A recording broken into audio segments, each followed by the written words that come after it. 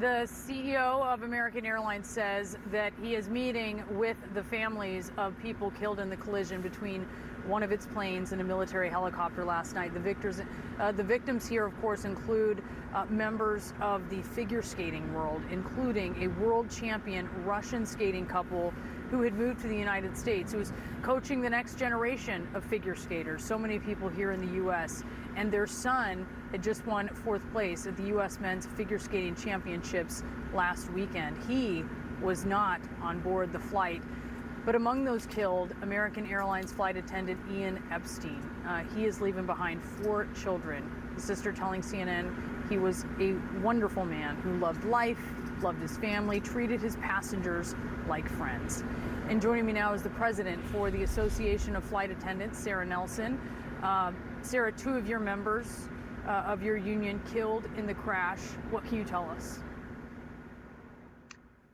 Today is heartbreaking, and there are flight attendants all around the world who are identifying with those 2 flight attendants, whether they knew them or not, and grieving in this moment and trying to send messages of solidarity and support, but also asking the public to please give the NTSB the time to conduct the investigation so that we can determine the cause of this crash and make any changes necessary to keep aviation safe.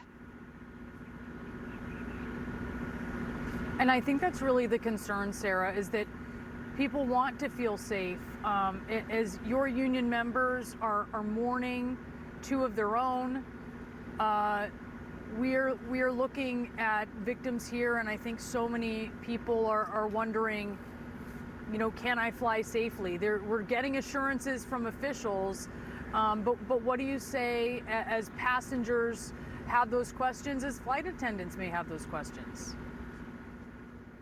Well, look, is it safe is a question that every single aviation worker asks every single day, from the machinist who is building the aircraft and the engineers who are designing it, to the pilots who are doing the walk around, the flight attendants who are doing the safety checks, the air traffic controllers who are giving us the plans to conduct our route that day. We are constantly asking, is it safe? And if it is not, we don't go.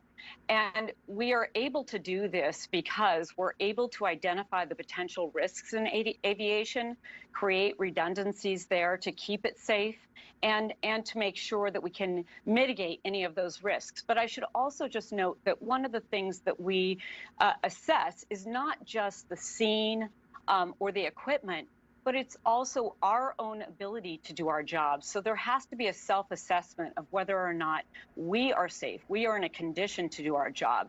And that is an assessment that flight attendants are doing today.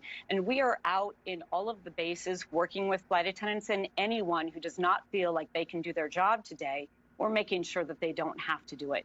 But what we can assure the public is that this happens every single day, all day long. Aviation workers throughout the process. Sarah, I'm so sorry to interrupt you, Sarah, but if you could just